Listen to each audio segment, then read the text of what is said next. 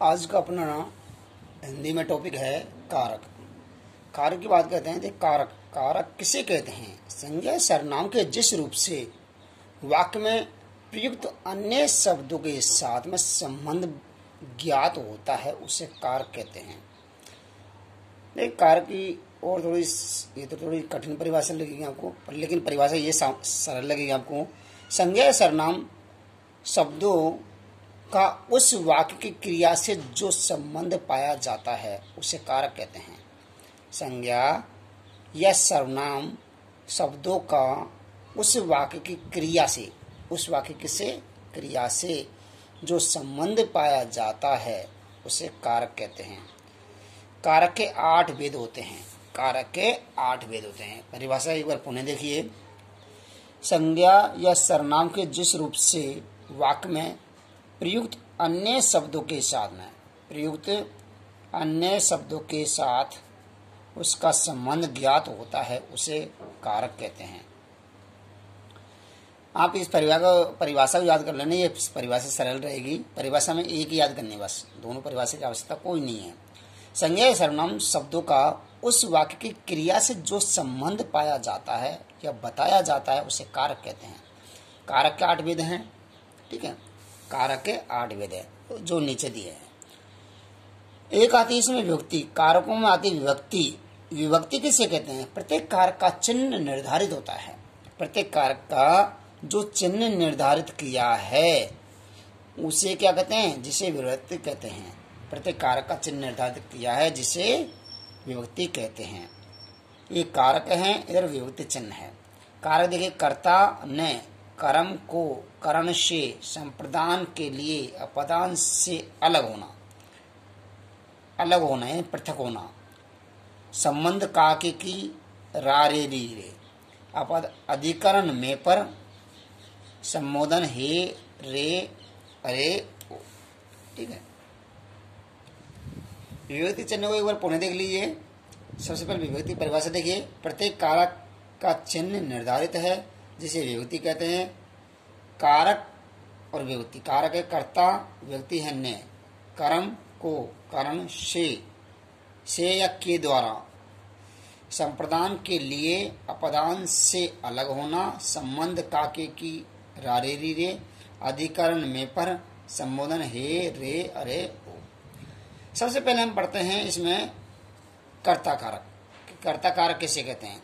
देखिए, संज्ञा या सर्वनाम के जिस रूप से, संज्ञा या सर्वनाम के जिस रूप से क्रिया के करने का बोध होता है उसे कर्ता कारक कहते हैं। परिभाषा देख, कर्ता कारक की परिभाषा बिल्कुल सरल परिभाषा है। संज्ञा या सर्वनाम के जिस रूप से क्रिया के करने का बोध होता है उसे कर्ता कारक कहते हैं, ठीक है। अच्छा देखिए, इसमें उदाहरण देखिए। सबसे पहले राम ने पत्र लिखा। अच्छा, वो कर्ता का मतलब कार्य को करने वाला होता है। कर्ता करता कार्य को करने वाला, अर्थात इसमें कार्य कौन कर रहा है? राम ने पत्र लिखा। लिखने का कार्य कौन कर रहा है? लिखने का, लिखना क्या है? क्रिया, और लिखने का कार्य कर रहा राम। कौन कर रहा? राम। लिखने का कार्य किसने किया? राम ने। तो राम क्या हो गया यहाँ पर? कर्ता, ठीक है। कुछ उदाहरण और देखिए। देखिए यहाँ पे ऐसे के लिए यदि युगरी सिपाही ने चोर को पकड़ा, ठीक है। यदि वाक्य ऐसे ने आगे ऐसा कहा, चोर को सिपाही ने पकड़ा। भाई किसको पकड़ा है? चोर को। किसने पकड़ा है? सिपाही ने। सिपाही ने पकड़ा। तो यहाँ पे देखिए कर्ता क्या हो गया? सिपाही ने। काम को कौन कर रहा है? सिपाही, ठीक है। किसको पकड़ने का कार्य कर रहा है? चोर को। तो सिपाही ने, सिपाही तो हो गया इसमें कर्ता हो गया, और ये हो गया इसमें कर्म, इसको पकड़ने का कार्य कर रहा है। किसने पकड़ा? सिपाही ने। अच्छा, राम ने रावण को मारा, ठीक है। किसने मारा? ठीक है, राम ने। किसने मारा? राम ने। तो ये जो राम ने जो शब्द है यहाँ पर, राम ने मारा, तो ये कर्ता हो गया। मोहन पुस्तक पढ़ता है। पढ़ने का कार्य कौन कर रहा है? मोहन। तो मोहन यहाँ पर कर्ता हो गया, ठीक है। देखिए एक बार कर्ता की पहचान देखिए। कर्ता को कैसे पहचाना जाता है? कर्तों को पहचानने का एक तरीका है, यानी क्रिया से पहले कौन या किसने लगाकर देखा जाता है। कौन या किसने लगाकर देखा जाता है। देखिए क्रिया इसमें पकड़ा या पकड़ना, पकड़ा किसने पकड़ा, सिपाही ने, तो सिपाही यहाँ पर कर्ता हो गया। अच्छा मारा, किसने मारा, राम ने मारा, तो राम यहाँ पर कर्ता हो गया। कौन पढ़ता है, मोहन पढ़ता है, तो मोहन यहाँ पे कर्ता हो गया। नेक्स्ट देखिए कर्म। कर्म की बात करते हैं। दूसरे नंबर पर अपना है कर्म। जब कर्ता द्वारा किए गए कार्य का फल, कर्ता द्वारा किए गए कार्य का फल जिस शब्द पर पड़ता है, ये शब्द ध्यान से देना, शब्द, कर्ता द्वारा किए गए कार्य का फल जिस शब्द पर पड़ता है उसे क्या कहते हैं, उसे हम कर्म कहते हैं, उसे हम कर्म कारक कहते हैं। देखिए कर्ता जब कर्ता द्वारा किए गए कार्य का फल जिस शब्द पर पड़ता है उसे हम कर्म कारक कहते हैं। देखिए उदाहरण देखिए, रमेश ने मोहन को पत्र लिखा। किसको पत्र लिखा, मोहन को, ठीक है। और देखिए कर्ता किसने लिखा है, रमेश, तो यहाँ पर कर्ता हो गया, ये यहाँ पर कर्म, ठीक है। मोहन को पत्र लिखा, कार्य क्या कर रहा है, लिखने का कार्य कर रहा है, किसको, मोहन को। एक पत्र भी इसमें कर्म है। पिताजी पुस्तक ले आए, क्या लाए, पुस्तक लाए।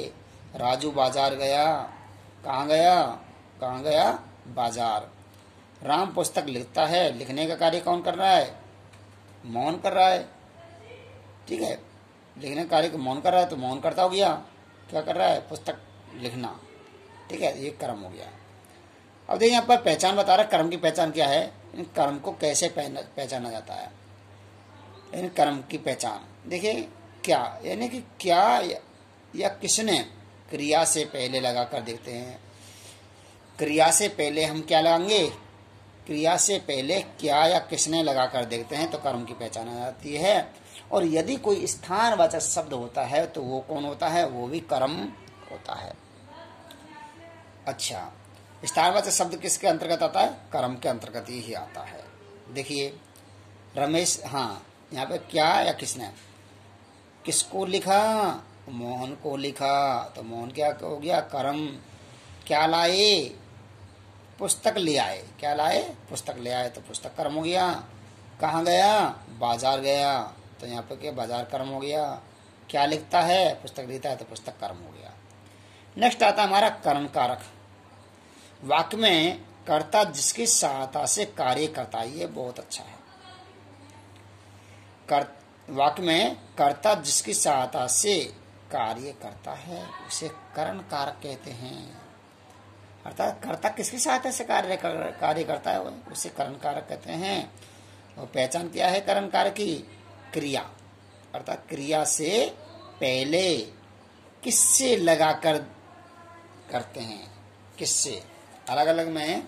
देखिए इसमें किसको है, उसमें किसने है, और इसमें क्या है, इसमें किससे है, ठीक, किससे लगा देते हैं। देखिए वाक्य देखिए, सीता चाकू से फल काटती है, सीता चाकू से फल काटती है, साधन का बोध होगा।